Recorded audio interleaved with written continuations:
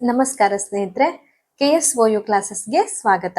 ಇವತ್ತು ನಾನು ತೃತೀಯ BA ಅವರಿಗೆ ರಾಜ್ಯಶಾಸ್ತ್ರದಲ್ಲಿ ಬರುವಂತಹ ಇಂಪಾರ್ಟೆಂಟ್ ಆದ ಟಾಪಿಕ್ಗಳು, ಇಂಪಾರ್ಟೆಂಟ್ ಆದ ಚಾಪ್ಟರ್ಗಳ ಬಗ್ಗೆ ಹೇಳ್ತಾ ಹೋಗ್ತೇನೆ. ಅದಕ್ಕೂ ಮೊದಲು ಯಾರೆಲ್ಲ ನನ್ನ ಚಾನೆಲ್ನ ಸಬ್ಸ್ಕ್ರೈಬ್ ಮಾಡಿಲ್ಲ, ದಯವಿಟ್ಟು ಚಾನೆಲ್ನ ಸಬ್ಸ್ಕ್ರೈಬ್ ಮಾಡ್ಕೊಳ್ಳಿ. ಈಗ ಮೊದಲಿಗೆ ರಾಜ್ಯಶಾಸ್ತ್ರದಲ್ಲಿ ಫೈನಲ್ ಇಯರ್ BA ಅವರಿಗೆ 3 ಬುಕ್ಸ್ ಇರುತ್ತೆ. ಕೋರ್ಸ್ 3, ಕೋರ್ಸ್ 4 ಹಾಗೆ ಕೋರ್ಸ್ 5 ಅಂತ 3 ಬುಕ್ಸ್ಗಳಿರುತ್ತೆ. ಕೋರ್ಸ್ 3, ಕೋರ್ಸ್ 4 ಮತ್ತೆ ಕೋರ್ಸ್ 5 ಅಂತ 3 ಬುಕ್ಗಳು ಇರುತ್ತೆ. ಇನ್ನು ಈಗಾಗಲೇ ನಮ್ಗೆ ಗೊತ್ತಿದೆ, ನಮಗೆ ಪೊಲಿಟಿಕಲ್ ಸೈನ್ಸ್, ಹಿಸ್ಟ್ರಿ ಹಾಗೇನೆ ಎಕನಾಮಿಕ್ಸ್ ಏನಿದೆ ನಮ್ದು ಫೈನಲ್ ಇಯರ್ಗೆ ಬರುವಂತಹ ಪಠ್ಯಭಾಗಗಳೇನಿದೆ ಅದೆಲ್ಲ ಬುಕ್ಗಳಲ್ಲಿ ಕೂಡ 3 ಬುಕ್ಸ್ ಸಿಗುತ್ತೆ. ನಮ್ಗೆ ಈಚ್ ಸಬ್ಜೆಕ್ಟ್ ಅಲ್ಲಿ 3 ಬುಕ್ಸ್ ಸಿಗುತ್ತೆ. 3, 4, 5 ಅಂತ ಕೋರ್ಸ್ 3, ಕೋರ್ಸ್ 4, ಕೋರ್ಸ್ 5 ಅಂತ 3 ಬುಕ್ಸ್ಗಳಿರುತ್ತೆ. ಇನ್ನು ನಾವು ರಾಜ್ಯಶಾಸ್ತ್ರದಲ್ಲಿ ಬರುವಂತಹ ಕೋರ್ಸ್ 3 ಅಲ್ಲಿ ಬರುವಂತಹ ಇಂಪಾರ್ಟೆಂಟ್ ಆದ ಟಾಪಿಕ್ಗಳ ಬಗ್ಗೆ ಇವತ್ತು ನಾನು ಹೇಳ್ತೇನೆ, ಅಥವಾ ಇಂಪಾರ್ಟೆಂಟ್ ಚಾಪ್ಟರ್ಗಳ ಬಗ್ಗೆ ಹೇಳ್ತೇನೆ. ನೀವು ಒಂದು ಪೆನ್ ಹಿಡ್ಕೊಂಡು ಆ ಚಾಪ್ಟರ್ಗಳನ್ನೆಲ್ಲ ಮಾರ್ಕ್ ಮಾಡ್ಕೊಳ್ಳಿ. ಸೊ ದಟ್ ಆ ಚಾಪ್ಟರ್ಗಳನ್ನಷ್ಟೇ ನೀವು ಓದ್ಕೊಂಡ್ರೆ ಪಾಸ್ ಆಗ್ಲಿಕ್ಕೆ ನಿಮ್ಗೆ ಹೆಲ್ಪ್ ಆಗುತ್ತೆ. ಇನ್ನು ಕೋರ್ಸ್ 3 ಅಲ್ಲಿ ಬರುವಂತಹ ರಾಜ್ಯಶಾಸ್ತ್ರದಲ್ಲಿ ಬರುವಂತಹ ಇಂಪಾರ್ಟೆಂಟ್ ಚಾಪ್ಟರ್ಗಳನ್ನೆಲ್ಲ ನೋಡೋದಾದ್ರೆ, ಘಟಕ 1ರಲ್ಲಿ ಅಥವಾ ಬ್ಲಾಕ್ 1ರಲ್ಲಿ ಭಾರತದ ಸಂವಿಧಾನ, ಅದರ ಐತಿಹಾಸಿಕ ಹಿನ್ನೆಲೆ ಮತ್ತೆ ಸಂವಿಧಾನದ ರಚನೆ ಅನ್ನುವಂತಹ ಟಾಪಿಕ್ಗಳ ಬಗ್ಗೆ ರಿಪೀಟೆಡ್ ಆಗಿ 15 ಮಾರ್ಕ್ಸ್ಗೆ ಕೇಳಿದ್ದಾರೆ. ಅದು ಕೂಡ 2022, 23 ಮತ್ತೆ 24 3 ವರ್ಷಗಳಲ್ಲೂ ಕೂಡ 15 ಮಾರ್ಕ್ಗೆ ಇಂಪಾರ್ಟೆಂಟ್ ಆಗಿ ಕೇಳಿರ್ತಾರೆ. ಇನ್ನು ಭಾರತದ ಸಂವಿಧಾನ ಅಂತ ಕೇಳ್ತಾರೆ, ಅಥವಾ ಭಾರತದ ಸಂವಿಧಾನದ ರಚನೆ ಅಂತ ಕೇಳ್ತಾರೆ. ಇನ್ನೊಂದು ಕಡೆ ಸಂವಿಧಾನ ರಚನಾ ಸಭೆಯ ಸಂವಿಧಾನದ ಕಾರ್ಯ ಅಂತ ಕೇಳಿದ್ದಾರೆ. ಮತ್ತೆ ಭಾರತ ಸಂವಿಧಾನದ ಐತಿಹಾಸಿಕ ಹಿನ್ನೆಲೆ ಅಂತ ಕೂಡ ಕೇಳಿದ್ದಾರೆ. ಈ ತರ ಡಿಫ್ರೆಂಟ್ ಆಗಿ, ಅಂದ್ರೆ ಅದೇ ಒಂದು ಟಾಪಿಕ್ ಗಳಿಗೆ ಸಂಬಂಧಪಟ್ಟ ಹಾಗೆ ಡಿಫ್ರೆಂಟ್ ಆಗಿ ಕ್ವಶನ್ಸ್ ನ ಕೇಳಿರ್ತಾರೆ. ಹಾಗಾಗಿ ಭಾರತದ ಸಂವಿಧಾನ ಅಥವಾ ಅದರ ಐತಿಹಾಸಿಕ ಹಿನ್ನೆಲೆ ಮತ್ತೆ ಸಂವಿಧಾನ ರಚನೆ ಏನಿದೆ ಇದು 15 ಮಾರ್ಕಿಗೆ ಖಂಡಿತ ಬರುವಂತಹದ್ದು. ಯಾಕಂದ್ರೆ ಅದು ರಿಪೀಟೆಡ್ ಆಗಿ ಬರ್ತಾ ಇದೆ 3 ವರ್ಷ ಕೂಡ, ಹಾಗಾಗಿ ಇದನ್ನ ಓದ್ಕೊಳ್ಳಬೇಕಾಗತ್ತೆ ಈ ಚಾಪ್ಟರ್. ಇನ್ನು ಯಾಕಂದ್ರೆ ನಿಮ್ಗೆ ತುಂಬಾ ಕನ್ಫ್ಯೂಷನ್ ಆಗ್ಬೋದು. ನಾವು ಒಂದೊಂದು ಎಕ್ಸಾಮ್ಗೆ ಹೋಗ್ತೀವಲ್ವಾ, ಎವ್ರಿ ಡೇ ಒಂದು ಬುಕ್ ಎಕ್ಸಾಮ್ ಬರುತ್ತೆ ನಮ್ಗೆ. ಹಾಗಾಗಿ ಮತ್ತೆ ಅದು ಅಲ್ಲದೆ ಈ 4 ಘಟಕಗಳಲ್ಲಿ ಕೂಡ ತುಂಬಾ ಇಂಪಾರ್ಟೆಂಟ್ ಆಗಿರೋದು ಕ್ವಶನ್ಸ್ ಜಾಸ್ತಿ ಇರೋದು. ಮತ್ತೇನಂದ್ರೆ ನಾನು 2022ರಿಂದ 2025 ತನಕ ಬರುವಂತಹ ಸಪ್ಲಿಮೆಂಟರಿ ಮತ್ತೆ ಡೈರೆಕ್ಟ್ ಎಕ್ಸಾಮ್ ಏನಿದೆ ಅದೆಲ್ಲಾ ಎಕ್ಸಾಮ್ ಇದು ಕೂಡ ಕ್ವಶನ್ಸ್ ನ ನೋಡಿ ಜಾಸ್ತಿ ಬಂದಿರೋದನ್ನ ಪದೇ ಪದೇ ರಿಪೀಟೆಡ್ ಇಯರ್ ಎಲ್ಲ ಹಾಕಿದ್ದೀನಿ. ಹಾಗಾಗಿ ನಿಮ್ಗೆ ಏನಿದು ಎಲ್ಲ 15 ಮಾರ್ಕ್ಸ್ಗೆ ಹೇಳ್ತಿದ್ದಾರೆ, ಯಾವ್ದು ಓದ್ಕೊಳ್ಬೇಕು ಅಂತ ಕನ್ಫ್ಯೂಷನ್ ಬರೋದು ಖಂಡಿತ ಸಹಜ. ಆದ್ರೆ ನಿಮ್ಗೆ ಸಾಧ್ಯ ಆದ್ರೆ ಎಲ್ಲವನ್ನ ಓದ್ಕೊಳ್ಳಿ ಆ 15 ಮಾರ್ಕ್ಸ್ಗೆ ಹೇಳಿರುವಂತಹದನ್ನ. ಇಲ್ಲ ನಿಮ್ಗೆ ಸಾಧ್ಯ ಕಷ್ಟ, ನನ್ಗಷ್ಟು ಓದಕ್ ಸಮಯ ಇಲ್ಲ ಅನ್ನೋರು, ನಾನು ಜಾಸ್ತಿ ರಿಪೀಟ್ ಆದದನ್ನ ರಿಪೀಟೆಡ್ ಅಂತ ಬರ್ದಿರ್ತೀನಲ್ವಾ, ಆ ಚಾಪ್ಟರ್ ಗಳನ್ನಷ್ಟೇ ಓದ್ಕೊಂಡ್ರು ಕೂಡ ನಿಮ್ಗೆ ಜಸ್ಟ್ ಪಾಸ್ ಆಗ್ಲಿಕ್ಕೆ ಅದು ಹೆಲ್ಪ್ ಆಗುತ್ತೆ ಅನ್ನುವ ಕಾರಣಕ್ಕೆ. ಮತ್ತೆ ನಾನು 2022 ಇಂದ 25 ತನಕ ಅಂದ್ರೆ ಎಲ್ಲಾ ಎಕ್ಸಾಮ್ ಸಪ್ಲಿ ಪ್ಲಸ್ ಇನ್ನೊಂದು ಡೈರೆಕ್ಟ್ ಏನ್ ಎಕ್ಸಾಮ್ ಆಗುತ್ತಲ್ಲ ಫಸ್ಟ್, ಎಲ್ಲಾ ಎಕ್ಸಾಮ್ ಹೇಳಿ ರೆಫರ್ ಮಾಡಿ ಬರೆದಿರೋದ್ರಿಂದ ನಿಮ್ಗೆ ಇದು ಬುಕ್ ನೋಡಿದಾಗ ಒಂದ್ಸಲ ಕನ್ಫ್ಯೂಸ್ ಆಗುತ್ತೆ, ಏನ್ ಎಲ್ಲದಕ್ಕೂ ಹಾಕ್ಬಿಟ್ಟಿದ್ದಾರೆ ಇವರು ಇಂಪಾರ್ಟೆಂಟ್ ಅಂತ, ಎಲ್ಲಾನು ಓದ್ಕೋಬೇಕಾ ಅಂತ ಅನ್ಸುತ್ತೆ. ಹಾಗಾಗಿ ನೀವು ಏನ್ ಕನ್ಫ್ಯೂಷನ್ ಆಗೋದ್ ಬೇಡ. ನಾನು ಇಂಪಾರ್ಟೆಂಟ್ ಹೇಳಿರೋದಕ್ಕೆ ನೀವು ಕೂಡ ಇಂಪಾರ್ಟೆಂಟ್ ಹಾಕೊಳ್ಳಿ, ಆಮೇಲೆ ನೀವು ಅದನ್ನ ಫಿಲ್ಟರ್ ಮಾಡಿ. ಇವ್ರು ಯಾವ್ದಕ್ಕೆಲ್ಲ 2 ಟೈಮ್ಸ್ ಬರುತ್ತೆ ರಿಪೀಟೆಡ್ ಅಂತೆಲ್ಲ ಹೇಳಿರ್ತಾರೆ, ಅದನ್ನೆಲ್ಲ ಎಕ್ಸ್ಟ್ರಾ ಓದ್ಕೊಳ್ಳಿ. ಬೇಕಾದ್ರೆ ನಿಮ್ಗೆ ಕಷ್ಟ ಆದ್ರೆ ಕೆಲವೊಂದನ್ನೆಲ್ಲ ಬಿಡ್ಬಹುದು ಇದ್ರಲ್ಲಿ. ಇನ್ನು ನಾನು ಯಾವ ಚಾಪ್ಟರ್ ಗಳನ್ನೆಲ್ಲ ಹೇಳೇ ಇಲ್ಲ, ಖಂಡಿತವಾಗಿ ನೀವು ಆ ಚಾಪ್ಟರ್ ಗಳನ್ನ ಬಿಟ್ಟು ಬಿಡ್ಬೋದು, ಓದೋದ್ ಬೇಡ. ಯಾಕಂದ್ರೆ ಅದು ತುಂಬಾ ಬಾರಿ ರಿಪೀಟೆಡ್ ಆಗಿ ಬರ್ದೇ ಇರುವ ಕಾರಣ ಎಕ್ಸಾಮ್ಗೆ ಬರುತ್ತೆ ಅನ್ನುವಂತ ಸಾಧ್ಯತೆಗಳು ಕಡಿಮೆ ಆಗಿರೋದ್ರಿಂದ, ಮತ್ತೆ ನಾನು ಹೇಳಿರುವಷ್ಟು ಚಾಪ್ಟರ್ ಗಳನ್ನಷ್ಟೇ ನೀವು ಓದೋದ್ರಿಂದ ಪಾಸ್ ಆಗೋದ್ರಲ್ಲಂತೂ ಏನು ನಿಮ್ಗೆ ಸಮಸ್ಯೆ ಇಲ್ಲ. ಖಂಡಿತ ನೀವು ಪಾಸ್ ಆಗ್ತೀರಾ ಅಷ್ಟೇ ಓದ್ಕೊಂಡ್ರು. ಇನ್ನು ನಾನು ಎಲ್ಲವನ್ನ ಓದ್ಕೋತೀನಿ, ನನ್ಗೆ ಸಮಯ ಇದೆ, ಮತ್ತೆ ನಂಗೆ ತುಂಬಾ ಚೆನ್ನಾಗಿ ಮಾರ್ಕ್ಸ್ ಬೇಕು ಅಂತ ಇದ್ದವರೆಲ್ಲರೂ ದಯವಿಟ್ಟು ಎಲ್ಲ ಚಾಪ್ಟರ್ ಗಳನ್ನ ಕೂಡ ಓದ್ಕೊಳ್ಳಿ. ಇದು ಕೇವಲ ಎಕ್ಸಾಮ್ ಅಲ್ಲಿ ಜಸ್ಟ್ ಪಾಸ್ ಆಗ್ಬೇಕು ಅಥವಾ ಸ್ವಲ್ಪ ಮಾರ್ಕ್ಸ್ ತೆಗೆದ್ರೆ ಸಾಕು, ಇಲ್ಲ ನಂಗೊಂದು ಎವರೇಜ್ ಮಾರ್ಕ್ ಬೇಕು ಅನ್ನೋರಿಗೋಸ್ಕರ ನಾನು ಈ ವಿಡಿಯೋ ಮಾಡ್ತಾ ಇರೋದು. ಇನ್ನು ಘಟಕ 2ರಲ್ಲಿ ಭಾರತದ ಸಂವಿಧಾನದ ಪ್ರಮುಖ ಲಕ್ಷಣಗಳು ಅಂತ ಕೇಳ್ತಾರೆ 15 ಮಾರ್ಕ್ಸ್ಗೆ. ನೋಡಿ, ಇದು ಕೂಡ 2022, 2025 ಅಲ್ಲಿ 10 ಮತ್ತೆ 15 ಮಾರ್ಕ್ಸ್ಗೆ ಕೇಳಿರ್ತಾರೆ, ರಿಪೀಟೆಡ್ ಆಗಿ ಬಂದಿರುತ್ತೆ. ಸೊ ಇದು ಕೂಡ ತುಂಬಾ ಇಂಪಾರ್ಟೆಂಟ್. ಭಾರತದ ಸಂವಿಧಾನದ ಪ್ರಮುಖ ಲಕ್ಷಣಗಳು ಅಂತ ಕೇಳ್ತಾರೆ, ಅಥವಾ ಭಾರತ ಸಂವಿಧಾನದ ಪ್ರಸ್ತಾವನೆ ಅಂತ ಕೂಡ ಕೇಳಿದ್ದಾರೆ. ಇನ್ನೊಂದು ತುಂಬಾ ಇಂಪಾರ್ಟೆಂಟ್, ರಿಪೀಟೆಡ್ ಆಗಿ ಬಂದಿರುತ್ತೆ ಫ್ರೆಂಡ್ಸ್. ಹಾಗಾಗಿ ಮೂಲಭೂತ ಹಕ್ಕುಗಳು ಅಂತ ಕೇಳ್ತಾರೆ, ಮೂಲಭೂತ ಕರ್ತವ್ಯಗಳು ಅಂತ ಕೂಡ ಕೇಳ್ತಾರೆ.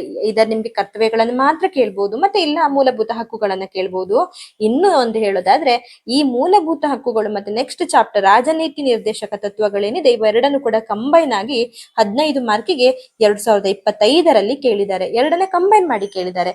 ಮೂಲಭೂತ ಹಕ್ಕುಗಳು ಮತ್ತು ರಾಜ್ಯ ನಿರ್ದೇಶಕ ತತ್ವಗಳ ಕುರಿತು ವಿವರಿಸಿ ಅಂತ 15 ಮಾರ್ಕ್ಸ್ಗೆ 2025 ಅಲ್ಲೇನೆ ಕೇಳಿದ್ದಾರೆ. ಹಾಗಾಗಿ ನಿಮ್ಗೆ ಈ ಘಟಕ 3 ಮತ್ತೆ ಘಟಕ 4 ಏನಿದೆ ಇದು ತುಂಬಾ ಇಂಪಾರ್ಟೆಂಟ್ ಆಗಿದೆ. ಮತ್ತೆ ಈ ಘಟಕ 4 ರಾಜನೀತಿ ನಿರ್ದೇಶಕ ತತ್ವಗಳನ್ನ ಯಾವ ತರ ಎಲ್ಲ ಕೇಳಿದ್ದಾರೆ ಅಂದ್ರೆ ರಾಜನೀತಿ ನಿರ್ದೇಶಕ ತತ್ವಗಳನ್ನ ವಿವರಿಸಿ ಅಂತಾರೆ, ರಾಜನೀತಿ ನಿರ್ದೇಶಕ ತತ್ವಗಳ ಪ್ರಾಮುಖ್ಯತೆಯನ್ನು ತಿಳಿಸಿ ಅಂತಾರೆ. ಇನ್ನೊಂದು ಇಂಪಾರ್ಟೆಂಟ್ ಆಗಿ ಕೇಳಿರುವುದೇನಪ್ಪಾ ಅಂದ್ರೆ ಇದು ಮೂಲಭೂತ ಹಕ್ಕುಗಳಿಗೆ ಮತ್ತೆ ರಾಜನೀತಿ ನಿರ್ದೇಶಕ ತತ್ವಗಳಿಗೆ ಇರುವಂತಹ ವ್ಯತ್ಯಾಸ ಅಂತ ಕೇಳಿದ್ದಾರೆ. ಸಂಬಂಧಗಳು ಅಂತಾನು ಕೇಳ್ಬಹುದು, ಇಲ್ಲ ವ್ಯತ್ಯಾಸ ಅಂತ ಕೂಡ ಈ ಕ್ವಶನ್ಸ್ ಅನ್ನ ಕೇಳಿದ್ದಾರೆ. ನೋಡಿ 15 ಮಾರ್ಕ್ಸ್ಗೆ 2023ರಲ್ಲಿ ಕೂಡ ಕೇಳಿದ್ದಾರೆ, 2025ರಲ್ಲಿ ಕೂಡ ಕೇಳಿದ್ದಾರೆ. ಇದು ತುಂಬಾ ಇಂಪಾರ್ಟೆಂಟ್ ಆದ 15 ಮಾರ್ಕ್ಸ್ ಕ್ವಶನ್ಸ್ ಆಗಿರುತ್ತೆ. ಸೊ ಇದು ರಿಪೀಟೆಡ್ ಆಗಿ ಕೂಡ ಬಂದಿರುತ್ತೆ. ನಾನು ರಿಪೀಟೆಡ್ ಅಂತ ಹೇಳಿರುವಂತಹದನ್ನ ದಯವಿಟ್ಟು ನೀವು ಎಕ್ಸ್ಟ್ರಾ ಜಾಸ್ತಿ ಅದನ್ನ ಓದ್ಕೊಂಡಿರಿ. ಮತ್ತೆ ಘಟಕ 5ರಲ್ಲಿ ಸಂಯುಕ್ತ ವ್ಯವಸ್ಥೆ ಏನಿದೆ ಅದರ ಕುರಿತಾಗಿ ಪ್ರಬಂಧ ಬರೆಯಿರಿ ಅಂತ 15 ಮಾರ್ಕ್ಸ್ಗೆ ಕೇಳಿದ್ದಾರೆ. ಭಾರತದ ಸಂಯುಕ್ತ ವ್ಯವಸ್ಥೆ ಅನ್ನೋದನ್ನ 5 ಮಾರ್ಕ್ಸ್ಗೆ ಕೇಳಿದ್ದಾರೆ ಒಮ್ಮೆ. ಮತ್ತೆ 2025ರಲ್ಲಿ ಕೂಡ ಕೇಳಿರ್ತಾರೆ. ಇನ್ನು 2023ರಲ್ಲಿ ಭಾರತದ ಸಂಯುಕ್ತ ವ್ಯವಸ್ಥೆಯನ್ನ ವಿಶ್ಲೇಷಿಸಿ ಅಂತ 15 ಮಾರ್ಕ್ಸ್ಗೆ 2023ಯಲ್ಲಿ ಕೂಡ ಕೇಳಿದ್ದಾರೆ. ಸೊ ಇದು ಕೂಡ ರಿಪೀಟೆಡ್ ಆಗಿ ಬಂದಿರುವುದರಿಂದ ಇದು ಕೂಡ ಇಂಪಾರ್ಟೆಂಟ್ ಆದ ಚಾಪ್ಟರ್ ಆಗಿರುತ್ತೆ. ಇನ್ನು ಒಂದು ಬಾರಿ ಕೇಂದ್ರ ರಾಜ್ಯಗಳ ಸಂಬಂಧಗಳು, ಶಾಸನೀಯ ಸಂಬಂಧಗಳು ಕೇಂದ್ರದಲ್ಲಿ ಅನ್ನುವಂತಹ ವಿಷಯಗಳನ್ನ ಈ ಟಾಪಿಕ್ ಏನಿದೆ ಇದನ್ನ 10 ಮಾರ್ಕಿಗೆ ಒಮ್ಮೆ ಕೇಳಿರ್ತಾರೆ ಸ್ನೇಹಿತರೆ. ಇನ್ನು ಇಲ್ಲಿ ಮೂಲಭೂತ ಹಕ್ಕುಗಳು ಏನಿರುತ್ತಲ್ವಾ ಘಟಕ 3ಯಲ್ಲಿ ಇದರಲ್ಲಿ ಬರುವಂತಹ ಚಾಪ್ಟರ್ಗಳಲ್ಲಿ ಮೂಲಭೂತ ಹಕ್ಕುಗಳಲ್ಲಿ ಬರುವಂತಹ ಸಬ್ ಪಾಯಿಂಟ್ ಆದ ಸಮಾನತೆಯ ಹಕ್ಕನ್ನ 5 ಮಾರ್ಕ್ಸ್ಗೆ ಕೇಳಿರ್ತಾರೆ. ಅಂದ್ರೆ ಮೂಲಭೂತ ಹಕ್ಕುಗಳೇನಿದೆ 6 or 7 ಹಕ್ಕಿರುತ್ತಲ್ವಾ, ಸಮಾನತೆ, ಸ್ವಾತಂತ್ರ್ಯ, ಧಾರ್ಮಿಕ ಸ್ವಾತಂತ್ರ್ಯ ಮತ್ತೆ ಸಂವಿಧಾನಬದ್ಧ ಪರಿಹಾರದ ಹಕ್ಕು ಅದೆಲ್ಲ ಇರುತ್ತಲ್ವಾ, ಅದು ಆತರ ಹಕ್ಕುಗಳು ಮತ್ತೆ ಕರ್ತವ್ಯಗಳು ಏನಿರುತ್ತಲ್ಲ ಅದೆಲ್ಲವನ್ನ ಕೂಡ ಸಪರೇಟ್ ಆಗಿ ಮೇ ಬಿ ನಿಮ್ಗೆ ಅದನ್ನ 5 ಮಾರ್ಕ್ಸ್ಗೂ ಕೇಳ್ತಾರೆ. ಇಲ್ಲ ಕಂಬೈನ್ ಮಾಡಿ ಸ್ವಾತಂತ್ರ್ಯದ ಹಕ್ಕು ಮತ್ತೆ ಸಮಾನತೆ ಹಕ್ಕನ್ನ 15 ಮಾರ್ಕ್ಸ್ಗೆ ಕೂಡ ಒಂದ್ಸಲ ಕೇಳಿದ್ದಾರೆ. ಹಾಗಾಗಿ ನೀವು ಮೂಲಭೂತ ಹಕ್ಕುಗಳನ್ನ ಓದ್ಕೋಬೇಕು. ಅದು ಸಬ್ ಪಾಯಿಂಟ್ ನ ಬ್ರೀಫ್ ಆಗಿ ಚೆನ್ನಾಗಿ ಓದ್ಕೊಳ್ಳಿ ಸ್ನೇಹಿತರೆ. ಮತ್ತೆ ಮೂಲಭೂತ ಕರ್ತವ್ಯಗಳನ್ನ ಕೂಡ ಓದ್ಕೊಳ್ಳಿ. ಮತ್ತೆ ಸ್ವಲ್ಪ ನೀವು ಕರ್ತವ್ಯಗಳೇನು ಅಂತ ನೋಡ್ಕೊಂಡ್ರೆ ನಿಮ್ಮದೇ ವಾಕ್ಯದಲ್ಲಿ ಆ ಕರ್ತವ್ಯಗಳನ್ನ ಬ್ರೀಫ್ ಆಗಿ ಎಕ್ಸ್ಪ್ಲನೇಷನ್ ಕೊಡ್ತಾ ಹೋಗ್ಬೋದು. ಅದು ಎಷ್ಟು ಮಾರ್ಕ್ಸ್ಗೆ ಬಂದಿದೆ ಆ ಬೇಸ್ ಅಲ್ಲಿ ನೀವು ಆನ್ಸರ್ನ ಬರೆದ್ರೆ ಸಾಕಾಗುತ್ತೆ. ಇನ್ನೊಂದು ಪ್ರಸ್ತಾವನೆಯ ಪ್ರಾಮುಖ್ಯತೆ ಅಂತ 2025ರಲ್ಲಿ ಒಂದು 5 ಮಾರ್ಕ್ಸ್ಗೆ ಕೇಳಿರ್ತಾರೆ. ಮೇ ಬಿ ಇದು ಸಂವಿಧಾನದ ಪ್ರಸ್ತಾವನೆ ಇದೆಯಲ್ಲ ಇದ್ರದ್ದಾಗಿರ್ಬಹುದು ಅಂತ ನಾನು ಇಲ್ಲಿ ಸೈಡ್ ಅಲ್ಲಿ ಬರ್ಕೊಂಡಿದ್ದೀನಿ. ಸಮಯ ಇದ್ರೆ ಇದೊಂದು ಟಾಪಿಕ್ ಅನ್ನು ಓದ್ಕೊಳ್ಳಿ. ಪ್ರಸ್ತಾವನೆಯ ಪ್ರಾಮುಖ್ಯತೆ 5 ಮಾರ್ಕ್ಸ್ಗೆ 2025 ಕೇಳಿರ್ತಾರೆ. ಇನ್ನೊಂದು ಕೆಲವೊಂದು ಕ್ವಶನ್ಸ್ ಗಳು ನನಗೆ ಈ ಹೆಡ್ಲೈನ್ ಟಾಪಿಕ್ ಅಲ್ಲಿ ಸಿಗದೆ ಇರುವ ಕಾರಣ ಮತ್ತೆ ಅದು ಪದೇ ರಿಪೀಟ್ ಅಥವಾ ಪದೇ 5 ಮಾರ್ಕ್ಸ್ಗೆಲ್ಲ ಬಂದಿರುವ ಕಾರಣ ಅದು ಮಿಸ್ ಆಗಬಾರ್ದು ಅನ್ನೋ ಕಾರಣಕ್ಕೆ ನಾನು ಸಪರೇಟ್ ಕೆಳಗಡೆ ಎಲ್ಲ ಪಾಯಿಂಟ್ ಬ್ಲಾಗ್ ಗಳಲ್ಲಿ ಕೂಡ ಬರ್ಕೊಂಡಿದ್ದೀನಿ. ಅವೆಲ್ಲವೂ ಕೂಡ ನಿಮ್ಗೆ ಸಮಯ ಇದ್ರೆ ಖಂಡಿತ ನೀವು ಅದನ್ನ ಓದ್ಕೊಳ್ಳಿ ಸ್ನೇಹಿತರೆ. ಇನ್ನು ಇದರಲ್ಲಿ ಅಂದಾಜು ಸಮಿತಿ ಅಂತ ಒಂದು ಬಾರಿ 5 ಮಾರ್ಕ್ಗೆ ಕೇಳಿದ್ದಾರೆ. ಅಂದಾಜು ಸಮಿತಿ ನನಗೆ ಇದು ಯಾವ ಟಾಪಿಕ್ ಅಲ್ಲಿ ಬ್ಲಾಕ್ ಅಲ್ಲಿ ಬರುತ್ತೆ ಅನ್ನೋದು ಸಿಗದೆ ಇರುವ ಕಾರಣ ನಾನು ಸೈಡ್ ಅಲ್ಲಿ ಬರ್ಕೊಂಡಿರ್ತೀನಿ. ನೀವು ಸಮಯ ಇದ್ದವರು ಒಂದು ಸ್ಕ್ರೀನ್ಶಾಟ್ ತೆಗೆದಿಟ್ಕೊಳ್ಳಿ ಮತ್ತೆ ಓದ್ಕೊಳ್ಳಿ ಆಯ್ತಾ. ಹಾಗೇನೆ ಇನ್ನೊಂದು ಇಂಪಾರ್ಟೆಂಟ್ ಆದ ಚಾಪ್ಟರ್ ಯಾವ್ದಪ್ಪ ಅಂದ್ರೆ ಸಂವಿಧಾನದ 74ನೇ ತಿದ್ದುಪಡಿಯ ಪ್ರಧಾನ ಲಕ್ಷಣಗಳನ್ನ ವಿವರಿಸಿ ಅಂತ 10 ಮಾರ್ಕಿಗೆ 2023ರಲ್ಲಿ ಕೇಳಿರ್ತಾರೆ. ಇದು ಇಲ್ಲಿ ಸಂವಿಧಾನಕ್ಕೆ ಸಂಬಂಧಪಟ್ಟಿರುವ ಹಾಗೆ ಆಗಿರುತ್ತೆ. ಹಾಗಾಗಿ ಸಂವಿಧಾನದ 74ನೇ ತಿದ್ದುಪಡಿಯ ಪ್ರಧಾನ ಲಕ್ಷಣಗಳು ಅನ್ನುವಂತ ಕ್ವಶನ್ಸ್ ಬಂದಿರುತ್ತೆ. ಸೊ ಇದನ್ನ ಕೂಡ ನೀವು ಓದ್ಕೊಳ್ಳಿ ಸ್ನೇಹಿತರೆ. ಇನ್ನು ಬ್ಲಾಕ್ 2 ಅಲ್ಲಿ ಯಾವ್ದು ಇಂಪಾರ್ಟೆಂಟ್ ಇದೆ ಅಂತ ನೋಡುವ. ಕೋರ್ಸ್ 3ಯಲ್ಲಿ ಬರುವಂತಹ ಬ್ಲಾಕ್ 2 ಅಲ್ಲಿ ಇರುವಂತಹ ಇಂಪಾರ್ಟೆಂಟ್ ಚಾಪ್ಟರ್ ಯಾವ್ದಪ್ಪ ಅಂದ್ರೆ ಇನ್ನು ಕಾರ್ಯಾಂಗ, ಒಕ್ಕೂಟ ಕಾರ್ಯಾಂಗ ಅಂತ ಏನಿದೆ ಇದರಲ್ಲಿ ರಾಷ್ಟ್ರಪತಿಯ ಬಗ್ಗೆ ಪ್ರಬಂಧ ಬರೆಯಿರಿ ಅಂತ ಒಂದ್ಸಲ 10 ಮಾರ್ಕಿಗೆ 2025ರಲ್ಲಿ ಕೇಳಿದ್ದಾರೆ.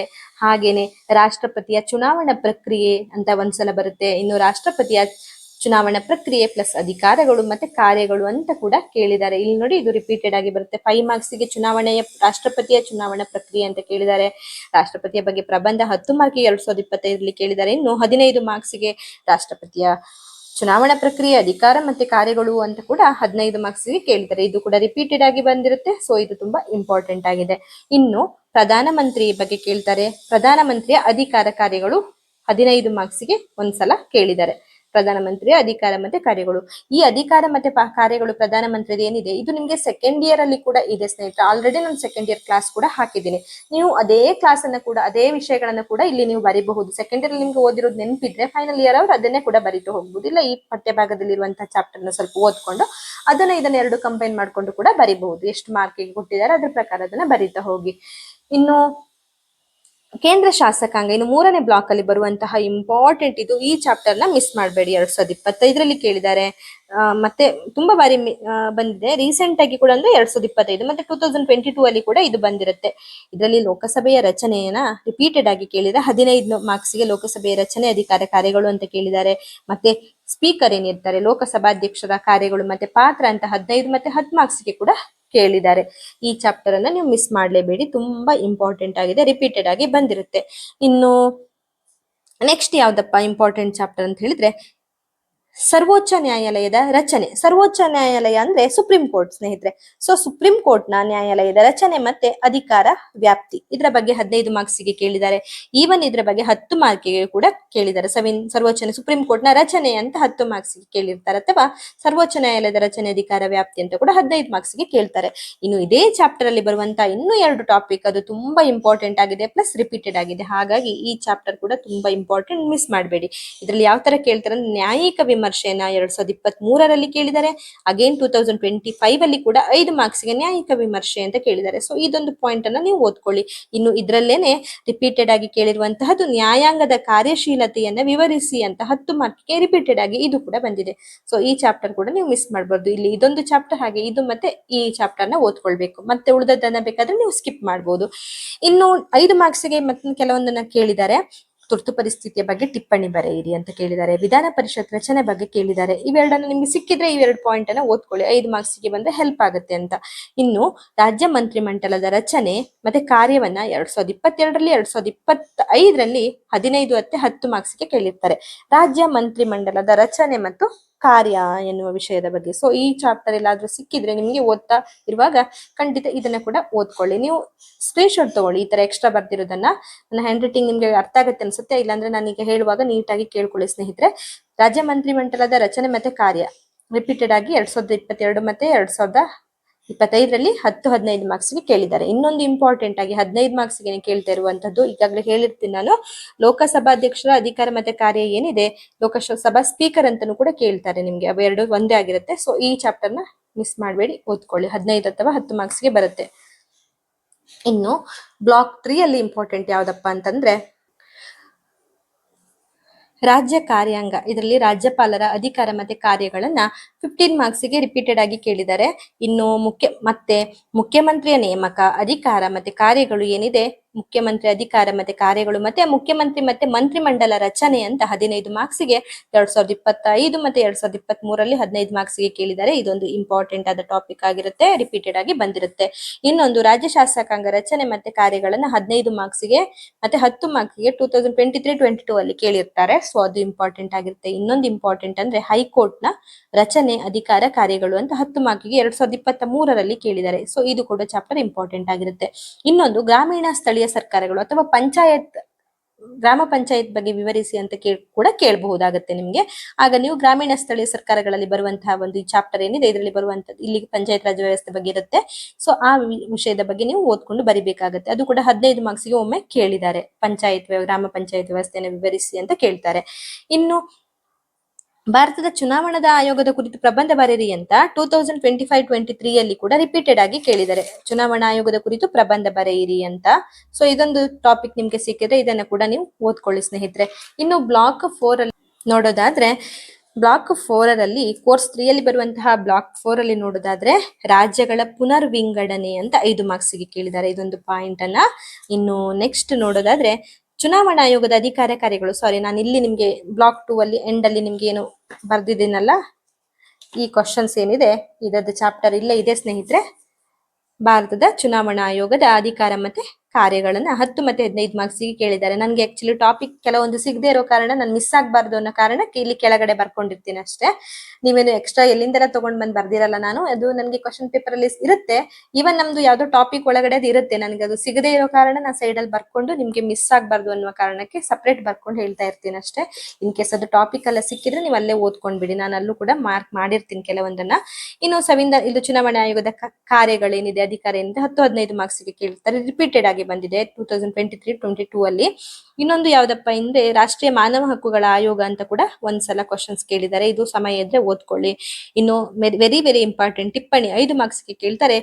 23ರಲ್ಲಿ ಕೂಡ ಕೇಳಿರ್ತಾರೆ ಇದನ್ನ. ಭಾರತದ ಪಕ್ಷ ಪದ್ಧತಿಯ ಟಿಪ್ಪಣಿ ಬರೆಯಿರಿ ಅಂತ. ಇನ್ನೊಂದು ತುಂಬಾ ಇಂಪಾರ್ಟೆಂಟ್ ರಿಪೀಟೆಡ್ ಆಗಿ ಬಂದಿದೆ. 5 ಮಾರ್ಕ್ಸ್ಗೆ ಕೇಳಿದ್ದಾರೆ, 15 ಮಾರ್ಕ್ಸ್ಗೆ ಕೂಡ ಕೇಳಿದ್ದಾರೆ. 2023ಯಲ್ಲಿ 15 ಮಾರ್ಕ್ಸ್ಗೆ ಕೇಳಿದ್ದಾರೆ. ಒತ್ತಡ ಗುಂಪುಗಳ ಪಾತ್ರ ಮತ್ತೆ ಕಾರ್ಯಗಳು. ಒತ್ತಡ ಗುಂಪುಗಳು ಇದೊಂದು ಟಾಪಿಕ್ ತುಂಬಾ ಇಂಪಾರ್ಟೆಂಟ್ ಆಯ್ತಾ. ತುಂಬಾ ಬಾರಿ ನಾನು ರಿಪೀಟೆಡ್ ಆಗಿ ನೋಡಿದ್ದೀನಿ ಅದು. ಸೊ ಇದನ್ನ ನೀವು ಬರಿಬೇಕು. ಇನ್ನು ಸಂವಿಧಾನದ 74ನೇ ತಿದ್ದುಪಡಿಯ ಬಗ್ಗೆ ನಿಮ್ಗೆ ಕೇಳಿರ್ತಾರೆ. ನಾನು ಅದೆಲ್ಲಾದ್ರೂ ಬರ್ದಿರ್ತೀನಿ. ಸೊ ಇದರಲ್ಲಿ ಸಂವಿಧಾನದ ಖಾಲಿ 74ನೇ ತಿದ್ದುಪಡಿಯ ಬಗ್ಗೆ ವಿವರಿಸಿ ಅಂತ 10 ಮಾರ್ಕ್ಸ್ಗೆ ಕೇಳಿರ್ತಾರೆ ಒಂದ್ಸಲ. ನಾನು ಅದನ್ನ ಸಪರೇಟ್ ಅಲ್ಲಿ ಬರ್ಕೊಂಡಿದ್ದೀನಿ ಅನ್ಸುತ್ತೆ. ಒಂದ್ ಸೆಕೆಂಡ್ ನಾನು ನಿಮ್ಗೆ ತೋರಿಸ್ತೀನಿ. ಮೇ ಬಿ ನಾನು ಇಲ್ಲಿ ಫಸ್ಟ್ ಬ್ಲಾಕ್ ಅಲ್ಲಿ ಬರ್ದಿರ್ತೀನಿ ಅನ್ಸುತ್ತೆ. ನೋಡಿ ಇಲ್ಲಿ ಸಂವಿಧಾನದ 74ನೇ ತಿದ್ದುಪಡಿಯ ಪ್ರಧಾನ ಲಕ್ಷಣಗಳು ಅನ್ನುವಂತಹ ಕ್ವಶನ್ಸ್ ಟಾಪಿಕ್ ಇಲ್ಲೇ ಇದೆ ಸ್ನೇಹಿತರೆ. ನನಗೆ ಕೆಲವೊಂದು ಸಿಗದೆ ಇರೋ ಕಾರಣ ಈಗ ಸಿಗ್ತಾ ಇದೆ ನಿಮ್ಗೆ ಕ್ಲಾಸ್ ಮಾಡ್ತಾ ಇರುವಾಗ. ನೋಡಿ ಇಲ್ಲಿ ಸಂವಿಧಾನದ 74ನೇ ತಿದ್ದುಪಡಿ ಒಂದು ಇಂಪಾರ್ಟೆಂಟ್ ಬಂದಿದೆ, ಅದು ರಿಪೀಟೆಡ್ ಆಗಿ. ಸೊ ಇದನ್ನು ಕೂಡ ನೀವು ಓದ್ಕೊಳ್ಬೇಕು. ಇನ್ನು ಕೆಲವೊಂದನ್ನ ಸಪರೇಟ್ ಪಾಯಿಂಟ್ ಮಾಡಿ ಇಟ್ಕೊಂಡಿದ್ದೀನಿ. ಚುನಾವಣಾ ಕಾಲೇಜಿನ ಬಗ್ಗೆ ತಿಳಿಸಿ ಅಂತ ಕೇಳಿದ್ದಾರೆ 5 ಮಾರ್ಕ್ಸ್ಗೆ. ಕ್ಯಾಬಿನೆಟ್ ಬಗ್ಗೆ ಟಿಪ್ಪಣಿ ಅಂತ 5 ಮಾರ್ಕ್ಸ್ಗೆ ಕೇಳಿದ್ದಾರೆ. ಮತ್ತೆ ವಲಯ ಸಮಿತಿ ಮತ್ತೆ ಅಂದಾಜು ಸಮಿತಿ ಅನ್ನೋದನ್ನ 2023ರಲ್ಲಿ 5 ಮಾರ್ಕ್ಸ್ಗೆ ಕೇಳಿರ್ತಾರೆ. ಇದೊಂದು ಸ್ಕ್ರೀನ್ ಶಾಟ್ ತಗೊಳ್ಳಿ.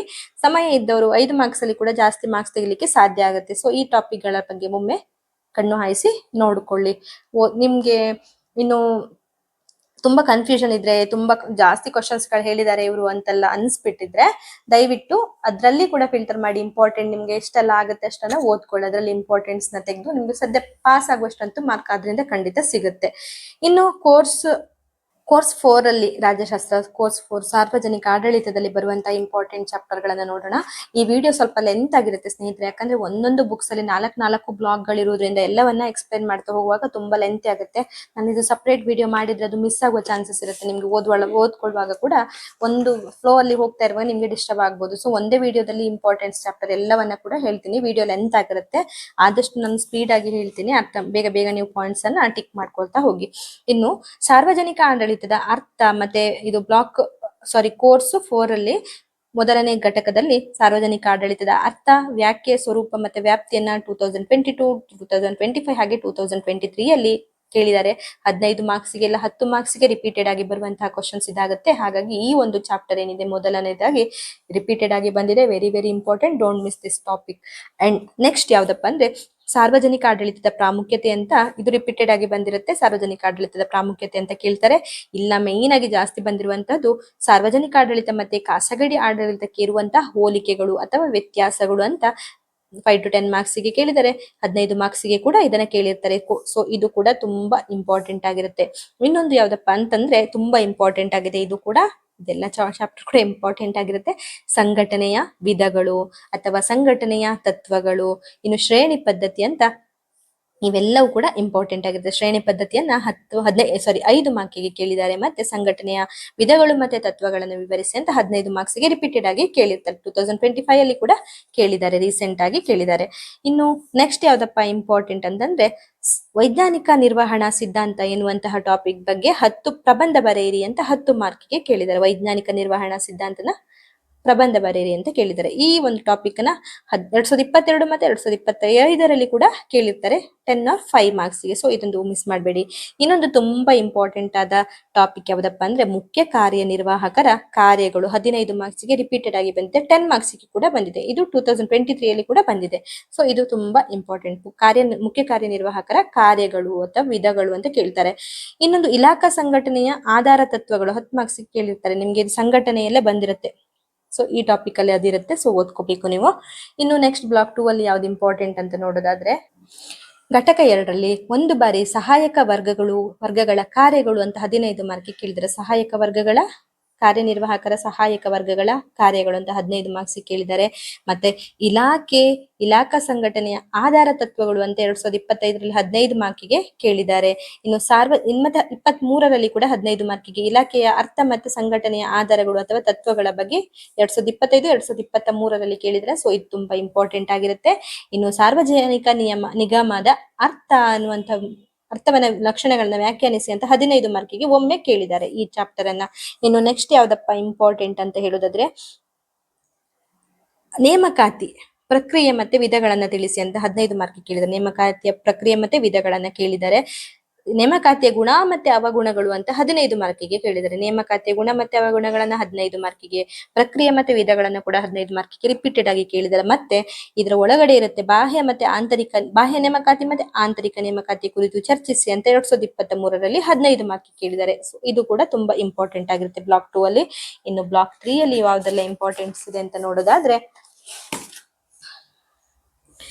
ಬಡ್ತಿಯ ತತ್ವ ಅಂತ 5 ಮಾರ್ಕಿಗೆ ಕೇಳಿದ್ದಾರೆ. ಬಡ್ತಿಯ ತತ್ವ 5 ಮಾರ್ಕಿಗೆ, ಮತ್ತೆ ಬಡ್ತಿಯನ್ನ ನಿರ್ಧರಿಸುವ ತತ್ವಗಳು ಅನ್ನುವಂತಹ ಟಾಪಿಕ್ಗಳ ಬಗ್ಗೆ 15 ಮಾರ್ಕಿಗೆ ಒಂದು ಸಾರಿ ಕೇಳಿದ್ದಾರೆ. ಇನ್ನು ಶಿಸ್ತು ಕ್ರಮದ ವಿಧಗಳು ಅಂತ 5 ಮಾರ್ಕಿಗೆ ಕೇಳಿದ್ದಾರೆ. ಕೆಳಗಡೆ ಶಿಸ್ತು ಕ್ರಮದ ವಿಧಗಳು ಅಂತ 5 ಮಾರ್ಕಿಗೆ ಕೇಳಿದ್ದಾರೆ. ಮತ್ತೆ ಇನ್ನೊಂದು ತುಂಬಾ ಇಂಪಾರ್ಟೆಂಟ್ ಯಾವ್ದಪ್ಪ ಈ ಚಾಪ್ಟರ್ ಅಲ್ಲಿ ಅಂತಂದ್ರೆ ನಿವೃತ್ತಿಯ ಸೌಲಭ್ಯಗಳು. ಈ ನಿವೃತ್ತಿಯ ಸೌಲಭ್ಯಗಳು ಅಂತ 5 ಮಾರ್ಕಿಗೆ 10 ಮಾರ್ಕಿಗೆ ರಿಪೀಟೆಡ್ ಆಗಿ ಬಂದಿರುತ್ತೆ. ಸೊ ಇದೊಂದು ಟಾಪಿಕ್ ತುಂಬಾ ಇಂಪಾರ್ಟೆಂಟ್. ಇಲ್ಲೇನಿದೆ ಶಿಸ್ತು ಕ್ರಮದ ವಿಧಗಳು ಅಂತ 5 ಮಾರ್ಕಿಗೆ, ಮತ್ತೆ ನಿವೃತ್ತಿಯ ಸೌಲಭ್ಯಗಳನ್ನ ಮಿಸ್ ಮಾಡ್ಲೇಬೇಡಿ. ಇದು ಖಂಡಿತ ಬರುತ್ತೆ ಸ್ನೇಹಿತರೆ, 5 ಅಥವಾ 10 ಮಾರ್ಕಿಗೆ ಬಂದೇ ಬರುವಂತಹದ್ದು. ಸೊ ಇದು ವೆರಿ ವೆರಿ ಇಂಪಾರ್ಟೆಂಟ್ ಆಗಿರುತ್ತೆ. ಇನ್ನು ಸಾರ್ವಜನಿಕ ನೌಕರರ ಸಂಘ ಎನ್ನುವಂತ ವಿಷಯದ ಬಗ್ಗೆ ಕುರಿತಾಗಿ 5 ಮಾರ್ಕಿಗೆ 2023ರಲ್ಲಿ ಕೇಳಿದ್ದಾರೆ. ಇದು 2025ರಲ್ಲಿ ಕೂಡ 5 ಮಾರ್ಕಿಗೆ ಕೇಳಿದ್ದಾರೆ. 2023ರಲ್ಲಿ ಕೂಡ 5 ಮಾರ್ಕಿಗೆ ಕೇಳಿದ್ದಾರೆ. ಇವೆರಡು ಕ್ವಶನ್ಸ್ ಗಳನ್ನ ಅಂದ್ರೆ ಸಾರ್ವಜನಿಕ ನೌಕರರ ಸಂಘ, ನೌಕರರ ಹಕ್ಕು ಮತ್ತೆ ಬಾಧ್ಯತೆಗಳು, ಕುಂದುಕೊರತೆಗಳ ವಿಧಾನಗಳ ಬಗ್ಗೆ ಕೇಳಿರ್ತಾರೆ. ಇದು ಕೂಡ ಇಂಪಾರ್ಟೆಂಟ್ ಆಗಿರುತ್ತೆ. ಇನ್ನು ಇನ್ನೊಂದು ತುಂಬಾ ಇಂಪಾರ್ಟೆಂಟ್ ಆದ ಟಾಪಿಕ್ ಯಾವ್ದಪ್ಪ ಅಂದ್ರೆ ನಿರ್ವಹಣೆಯ ಸ್ವರೂಪ 2023ರಲ್ಲಿ 15 ಮಾರ್ಕ್ಸ್ಗೆ ಕೇಳಿದ್ದಾರೆ. ಮತ್ತೆ ಉತ್ತಮ ನಿರ್ವಹಣೆಯ ಮಾನದಂಡ ಎನ್ನುವಂತದನ್ನ ಕೂಡ ಕೇಳಿರ್ತಾರೆ. 2025ರಲ್ಲಿ 15 ಮಾರ್ಕ್ಸ್ಗೆ ಮತ್ತೆ 10 ಮಾರ್ಕ್ಸ್ಗೆ ಒಮ್ಮೆ ಕೂಡ ಬಂದಿರುವಂತಹ ಕ್ವಶನ್ಸ್ ಇದಾಗಿರುತ್ತೆ. ಈ ಟಾಪಿಕ್ ತುಂಬಾ ಇಂಪಾರ್ಟೆಂಟ್. ನಿರ್ವಹಣೆಯ ಸ್ವರೂಪ ಕಾರ್ಯಗಳನ್ನ ಕುರಿತು ಚರ್ಚಿಸಿ ಮತ್ತೆ ಉತ್ತಮ ನಿರ್ವಹಣೆಯ ಮಾನದಂಡ ಎನ್ನುವಂತದನ್ನ ಕೇಳಿರ್ತಾರೆ. ಅದು 2 ಟಾಪಿಕ್ ಅನ್ನ ಓದ್ಕೊಳ್ಳಿ. ಇನ್ನು ನೆಕ್ಸ್ಟ್ ರಿಪೀಟೆಡ್ 2023-25ರಲ್ಲಿ ಬಂದದ್ದು 5 ಮಾರ್ಕಿಗೆ ನ್ಯಾಯ ನಿರ್ಣಯ ಅಂತ ಕೇಳಿದ್ದಾರೆ. ಆಡಳಿತಾತ್ಮಕ ನ್ಯಾಯ ನಿರ್ಣಯ ಎನ್ನುವಂತಹದನ್ನ 5 ಮಾರ್ಕಿಗೆ ಕೂಡ ಕೇಳಿದ್ದಾರೆ, ಮತ್ತೆ 15 ಮಾರ್ಕಿಗೆ ಕೂಡ ಕೇಳಿದ್ದಾರೆ. ಇನ್ನೊಂದು ನಿಯೋಜಿತ ಮತ್ತೆ ಆಡಳಿತಾತ್ಮಕ ನ್ಯಾಯ ನಿರ್ಣಯ ಅದನ್ನ ಕೂಡ ಕೇಳಿದ್ದಾರೆ. ಇನ್ನು ಆಡಳಿತದ ಮೇಲೆ ಜನತಾ ನಿರ್ಣಯ ಎನ್ನುವಂತ ಇದ್ರ ಒಳಗಡೆನೆ ಈ ಪಾಯಿಂಟ್ ಇರುತ್ತೆ. ಆಡಳಿತದ ಮೇಲೆ ಜನತಾ ನಿರ್ಣಯ ಅನ್ನುವಂಥದ್ದನ್ನ 2023ರಲ್ಲಿ 5 ಮಾರ್ಕಿಗೆ ಕೇಳಿರ್ತಾರೆ. ಇನ್ನು ಶ್ರೇಣಿ ತತ್ವಗಳ ಗುಣಗಳನ್ನ ವಿವರಿಸಿ. ನಾನು ಇದಾಗಲೇ ನಿಮ್ಗೆ ಹೇಳಿರ್ತೀನಿ ಶ್ರೇಣಿ ತತ್ವಗಳು. ಇಲ್ಲಿ ತತ್ವಗಳೇನಿದೆ ಇದರಲ್ಲಿ ಬರುತ್ತೆ. ಶ್ರೇಣಿ ತತ್ವಗಳನ್ನ 5 ಮಾರ್ಕಿಗೆ ಕೇಳಿದ್ದಾರೆ. ಸಿಬ್ಬಂದಿ ಆಡಳಿತದ ಮಹತ್ವ ಅನ್ನುವಂತಹ ವಿಷಯದ ಬಗ್ಗೆ 2023ರಲ್ಲಿ 10 ಮಾರ್ಕಿಗೆ ಕೇಳಿದ್ದಾರೆ. ಮತ್ತೆ ಸಾರ್ವಜನಿಕ ನಿಗಮದ ಅರ್ಥ, ಈಗಾಗಲೇ ನಾನು ನಿಮ್ಗೆ ಹೇಳಿದ್ದೀನಿ ಸಾರ್ವಜನಿಕ ನಿಗಮದ ಅರ್ಥ. ಇದು ಬ್ಲಾಕ್ 2 ಅಲ್ಲಿ ಬರುತ್ತೆ ಈ ಟಾಪಿಕ್. ಇದನ್ನ 10 ಮಾರ್ಕಿಗೆ ಕೇಳಿದ್ದಾರೆ ಅವರು. ಬ್ಲಾಕ್ 2 ಅಲ್ಲಿ ಈಗಾಗಲೇ ನಾನು ಎಕ್ಸ್ಪ್ಲೈನ್ ಮಾಡಿದ್ದೀನಿ, ನೀವು ಅಲ್ಲಿ ಹೋಗಿ ನೋಡ್ಕೋಬಹುದು. ಇನ್ನು ಬ್ಲಾಕ್ 4 ಅಲ್ಲಿ ಯಾವ್ದೆಲ್ಲ ಇಂಪಾರ್ಟೆಂಟ್ ಆದ ಟಾಪಿಕ್ ಅಂತ ನೋಡೋದಾದ್ರೆ ಆಡಳಿತಾತ್ಮಕ ಜವಾಬ್ದಾರಿ ಕುರಿತು 5 ಮಾರ್ಕಿಗೆ ಟಿಪ್ಪಣಿಯನ್ನ ಕೇಳಿದ್ದಾರೆ. ಸಾರ್ವಜನಿಕ ಆಡಳಿತದ ಮೇಲೆ ಶಾಸನೀಯ ನಿಯಂತ್ರಣ ಎನ್ನುವಂತ ಟಾಪಿಕ್ ಬಗ್ಗೆ 15 ಮಾರ್ಕ್ಸ್ಗೆ 2025, 2022 ಮತ್ತೆ 2023ರಲ್ಲಿ ಕೂಡ ಕೇಳಿದ್ದಾರೆ ಸ್ನೇಹಿತರೆ. ಸೊ ಇದು ಕೂಡ ತುಂಬಾ ಇಂಪಾರ್ಟೆಂಟ್ ಆಗಿರುತ್ತೆ. Don't miss this topic. ಇನ್ನು ಆಡಳಿತದ ಮೇಲೆ ನ್ಯಾಯಾಂಗದ ನಿಯಂತ್ರಣ ಎನ್ನುವಂತ ಟಾಪಿಕ್ ನ 10 ಮಾರ್ಕಿಗೆ ಕೇಳಿದ್ದಾರೆ. ಹಾಗೇನೆ ಇನ್ನೊಂದು ತುಂಬಾ ಇಂಪಾರ್ಟೆಂಟ್ ರಿಪೀಟೆಡ್ ಆಗಿ ಬಂದಿರೋದು ಹಣಕಾಸಿನ ಆಡಳಿತದ ಅರ್ಥ ಮತ್ತೆ ಪ್ರಾಮುಖ್ಯತೆ. 5, 10 ಮಾರ್ಕಿಗೆ ಕೂಡ ಕೇಳ್ತಾರೆ. ಇನ್ನು ಆಯವ್ಯಯ ಪಟ್ಟಿ ಮತ್ತೆ ಅದರ ಪ್ರಾಮುಖ್ಯತೆಯನ್ನ ಕೇಳ್ತಾರೆ. ಮತ್ತೆ ಉತ್ತಮ ಆಯವ್ಯಯ ಪಟ್ಟಿಯ ತತ್ವಗಳು ಅನ್ನೋದು 15 ಮಾರ್ಕ್ಸ್ ಕೇಳಿದ್ದಾರೆ. ಸೊ ಇದರಲ್ಲಿ ಬರುವಂತಹ ಎಲ್ಲ ಟಾಪಿಕ್ಗಳು ಇಂಪಾರ್ಟೆಂಟ್ ಆಗಿರುತ್ತೆ, ಇದನ್ನ ಮಿಸ್ ಮಾಡಬೇಡಿ. ಇನ್ನು ಆಯವ್ಯಯ ಪ್ರಕ್ರಿಯೆಯ ತತ್ವ ಎನ್ನುವುದನ್ನ 15 ಮಾರ್ಕ್ಸ್ಗೆ 2023ರಲ್ಲಿ 15 ಮಾರ್ಕ್ಸ್ಗೆ ಕೇಳಿರ್ತಾರೆ. ಆಯವ್ಯಯ ಪ್ರಕ್ರಿಯೆಯ ತತ್ವ ಎನ್ನುವಂಥದ್ದನ್ನ ಕೆಲವೊಂದನ್ನ ನಾನು 2 ಬಾರಿ ನಿಮ್ಗೆ ಹೇಳ್ತಾ ಇದ್ದೇನೆ, ನಿಮ್ಗೆ ಅದು ಇಂಪಾರ್ಟೆಂಟ್ ಅಂತ ಗೊತ್ತಾಗ್ಲಿ ಅನ್ನುವಂತಹ ಕಾರಣಕ್ಕೆ. ಇನ್ನು ನೆಕ್ಸ್ಟ್ ಲೆಕ್ಕಪತ್ರ ಮತ್ತೆ ಲೆಕ್ಕ ಶೋಧನೆ ಈ ವಿಷಯದ ಪ್ರಾಮುಖ್ಯತೆ ಎನ್ನುವಂತಹದನ್ನ 2025ರಲ್ಲಿ 5 ಮತ್ತೆ 10 ಮಾರ್ಕ್ಸ್ಗೆ ಕೇಳಿದ್ದಾರೆ. ಲೆಕ್ಕಪತ್ರ ಮತ್ತೆ ಲೆಕ್ಕ ಶೋಧನೆಯ ಅರ್ಥ ಪ್ರಾಮುಖ್ಯತೆಯನ್ನು ತಿಳಿಸಿ ಅಂತ. ಇನ್ನೊಂದು ಮಹಾ ಲೆಕ್ಕ ಪರಿಶೋಧಕರ ಕಾರ್ಯಗಳು ಅಂತ ಕೇಳಿದ್ದಾರೆ. 2020ರಲ್ಲಿ 10 ಮಾರ್ಕ್ಸ್ಗೆ ಕೇಳಿದ್ದಾರೆ. ಮತ್ತೆ ಇದನ್ನ ಹಣಕಾಸಿನ ಆಡಳಿತದ ಪಾತ್ರ ಎನ್ನುವುದನ್ನ 15 ಮಾರ್ಕ್ಸಿಗೆ ಕೂಡ ಕೇಳಿರ್ತಾರೆ. ಸೊ ಈ ಚಾಪ್ಟರ್ ಕೂಡ ಇಂಪಾರ್ಟೆಂಟ್ ಆಗಿರುತ್ತೆ. ಇನ್ನು ಕೆಲವೊಂದು ಟಾಪಿಕ್ಗಳು ಸಿಗದೆ ಇರುವ ಕಾರಣ ಈಗಾಗಲೇ ಹೇಳಿದಂತೆ ನಾನು ಸಪರೇಟ್ ಆಗಿ ಬರ್ಕೊಂಡಿದ್ದೀನಿ. ಅದು ಯಾವ್ದಪ್ಪ ಅಂತಂದ್ರೆ ಸ್ವತಂತ್ರ ನಿಯಂತ್ರಣ ಆಯೋಗದ ಕಾರ್ಯ ಎನ್ನುವಂತಹದ್ದು, ಮತ್ತೆ ಆಡಳಿತಾತ್ಮಕ ನ್ಯಾಯ ನಿರ್ಣಯದ ಅರ್ಥ ಎನ್ನುವಂತಹದನ್ನ ಕೂಡ ರಿಪೀಟೆಡ್ ಆಗಿ 2025 ಮತ್ತೆ 2022ರಲ್ಲಿ ಕೇಳಿದ್ದಾರೆ ಸ್ನೇಹಿತರೆ. ಇದನ್ನ ಕೂಡ ಸಿಕ್ಕಿದ್ರೆ ಈ ಟಾಪಿಕ್ ನೀವು ಓದ್ಕೊಳ್ಳಿ. ನಾನು ಈಗಾಗಲೇ ಹೇಳಿದೆ ಅನ್ಸುತ್ತೆ, ನನಗೂ ಕೂಡ ಯಾವ ಆಡಳಿತಾತ್ಮಕ ನ್ಯಾಯ ನಿರ್ಣಯದ ಅರ್ಥ ಮೇ ಬಿ ಈ ಟಾಪಿಕ್ ಅಲ್ಲಿ ಇದು ಸಿಗಬಹುದು ಅನ್ಸುತ್ತೆ ನಿಮ್ಗೆ. ದಯವಿಟ್ಟು ನೋಡ್ಕೊಳ್ಳಿ, ಸಿಕ್ಕಿದೆ ಸಮಯ ಇದ್ದವರು ಅದನ್ನ ಎಲ್ಲಿದೆ ಅಂತ ನೋಡ್ಕೊಂಡು ದಯವಿಟ್ಟು ಓದ್ಕೊಳ್ಳಿ. ಹಾಗೇನೆ ಕಮೆಂಟ್ ಬಾಕ್ಸ್ ಅಲ್ಲಿ ತಿಳಿಸಿ ಯಾವ ಚಾಪ್ಟರ್ಗೆ ಸಂಬಂಧಪಟ್ಟಿರುತ್ತೆ ಅಂತ ನನಗೆ ಕಮೆಂಟ್ ಅಲ್ಲಿ ಕೂಡ ತಿಳಿಸಿ, ನನಗೂ ಕೂಡ ಸಹಾಯ ಆಗುತ್ತೆ. ಇನ್ನು ನಾಗರಿಕ ಸೇವಾ ವರ್ಗದ ಮಹತ್ವ ಅಂತ 2023ರಲ್ಲಿ 5 ಮಾರ್ಕಿಗೆ ಕೇಳಿದ್ದಾರೆ. ಇದು ಕೂಡ ಯಾವ ಪಾಯಿಂಟ್ ಚಾಪ್ಟರ್ ಅಲ್ಲಿ ಇದೆ ಅಂತ ನೋಡ್ಕೊಂಡು ಓದ್ಕೊಳ್ಳಿ ಸ್ನೇಹಿತರೆ. ನನ್ಗೆಲ್ಲಾದ್ರೂ ಇದೆಲ್ಲ ಓದುವಾಗ ನೆಕ್ಸ್ಟ್ ಎಲ್ಲಾದ್ರೂ ಸಿಕ್ಕಿದ್ರೆ ನಿಮ್ಗೆ ಕ್ಲಾಸ್ ಮಾಡುವಾಗ ಖಂಡಿತ ನಾನು ಆ ಚಾಪ್ಟರ್ ಎಲ್ಲಿದೆ ಅಂತ ಒಂದು ಪೇಜ್ ನಂಬರ್ ಹೇಳ್ಬಿಟ್ಟು ನಿಮ್ಗೆ ನೆಕ್ಸ್ಟ್ ಎಕ್ಸ್ಪ್ಲೇನ್ ಮಾಡ್ತಾ ಹೋಗ್ತೇನೆ. ಸೊ ಕೋರ್ಸ್ 3 ಆಯ್ತು, ಕೋರ್ಸ್ 4 ಆಯ್ತು. ಇನ್ನು ಒಂದು ಬುಕ್ ಇದೆ, ಕೊನೆಯ ಬುಕ್ ಕೋರ್ಸ್ 5. ಇದರಲ್ಲಿ ಬರುವಂತಹ ಇಂಪಾರ್ಟೆಂಟ್ ಟಾಪಿಕ್ ಗಳನ್ನ ನೋಡೋದಾದ್ರೆ ಬ್ಲಾಕ್ 1ರಲ್ಲಿ ದಯವಿಟ್ಟು ನನ್ನನ್ನ ಕ್ಷಮಿಸಿ, ನನ್ನ ಮಗಳು ಫುಲ್ ಈ ಬುಕ್ ಅಲ್ಲಿ ಗೀಚಿದಾಳೆ. ನಿಮ್ಗೆ ಅರ್ಥ ಆಗುದಿಲ್ಲ, ನನ್ಗೆ ಹೇಗೆ ಹೇಳ್ಬೇಕಂತಾನು ಗೊತ್ತಾಗ್ತಾ ಇಲ್ಲ ನಿಮ್ಗೆ. ದಯವಿಟ್ಟು ನಾನು ನಿಧಾನ ಹತ್ತಿರನೇ ಹಿಡಿತೀನಿ, ನೀವು ಪಾಯಿಂಟ್ ಮಾಡ್ಕೊಳ್ಳಿ. ಮತ್ತೆ ಈ ಬ್ಲಾಕ್ 1 ಏನಿದೆ ತುಂಬಾ ಇಂಪಾರ್ಟೆಂಟ್ ಇದೆ ಸ್ನೇಹಿತರೆ. ಇದರಲ್ಲಿ ಅಂತಾರಾಷ್ಟ್ರೀಯ ಸಂಬಂಧಗಳು ಎನ್ನುವುದಕ್ಕಾಗಿ 15 ಮಾರ್ಕಿಗೆ ಕೇಳಿದ್ದಾರೆ, ರಿಪೀಟೆಡ್ 2025 ನನ್ನನ್ನು ದಯವಿಟ್ಟು ಕ್ಷಮಿಸಿ. ಪುಸ್ತಕ ಫುಲ್ ಗೀಚಿದ್ದಾರೆ, ನಿಮ್ಗೆ ಕಾಣಿಸ್ಬಹುದು, ನಾನು ಹತ್ರದಿಂದ ಹಿಡಿತೀನಿ. ಮತ್ತೆ ಕೆಲವೊಂದನ್ನ ಓದಿ ಈಗಾಗಲೇ ಹೇಳ್ತೀನಲ್ಲ, ಆಗ್ಲೇ ನೀವು ಪಾಯಿಂಟ್ ಅನ್ನ ಟಿಕ್ ಮಾಡ್ಕೊಳ್ಳಿ. ನಿಮ್ಗೆ ನೋಡಿದ್ರೆ ಅರ್ಥ ಆಗದೆ ಇರ್ಬೋದು, ಇಲ್ಲ ಒಂದು ಸ್ಕ್ರೀನ್ ಶಾಟ್ ತಗೊಂಡು ನಿಧಾನ ನೋಡ್ಕೊಂಡು ಅದನ್ನ ಪಾಯಿಂಟ್ ಮಾಡ್ಕೊಳ್ಳಿ ನಿಮ್ಮ ಬುಕ್ ಅಲ್ಲಿ. ಇನ್ನು ಅಂತಾರಾಷ್ಟ್ರೀಯ ಸಂಬಂಧಗಳ ಬಗ್ಗೆ 15 ಮಾರ್ಕ್ಸಿಗೆ ರಿಪೀಟೆಡ್ ಆಗಿ 2025ರಲ್ಲಿ ಕೂಡ ಕೇಳಿದ್ದಾರೆ. ಅಂತಾರಾಷ್ಟ್ರೀಯ ಸಂಬಂಧ ಮತ್ತೆ ಅಂತಾರಾಷ್ಟ್ರೀಯ ರಾಜಕೀಯಗಳ ನಡುವಿನ ವ್ಯತ್ಯಾಸ ಎಂದು 10 ಮಾರ್ಕ್ಸಿಗೆ ರಿಪೀಟೆಡ್ ಆಗಿ ಕೇಳಿದ್ದಾರೆ. ಸೊ ಇದು ಇಂಪಾರ್ಟೆಂಟ್ ಇದೆ. ಈಗಾಗಲೇ ಹೇಳಿರುವಂತ ಈ ಬುಕ್ಸೇ ತುಂಬಾ ಇಂಪಾರ್ಟೆಂಟ್, ಈ ಒಂದು ಚಾಪ್ಟರ್ಗಳೇ ತುಂಬಾ ಇಂಪಾರ್ಟೆಂಟ್ ಇದೆ, ಮೀನ್ಸ್ ಈ ಬ್ಲಾಕ್ ತುಂಬಾ ಇಂಪಾರ್ಟೆಂಟ್ ಇದೆ. ಇನ್ನು ರಾಷ್ಟ್ರೀಯ ಶಕ್ತಿ ವ್ಯಾಖ್ಯಾನಿಸಿ ಅಂತ 15 ಮಾರ್ಕಿಗೆ ಕೇಳಿದ್ದಾರೆ.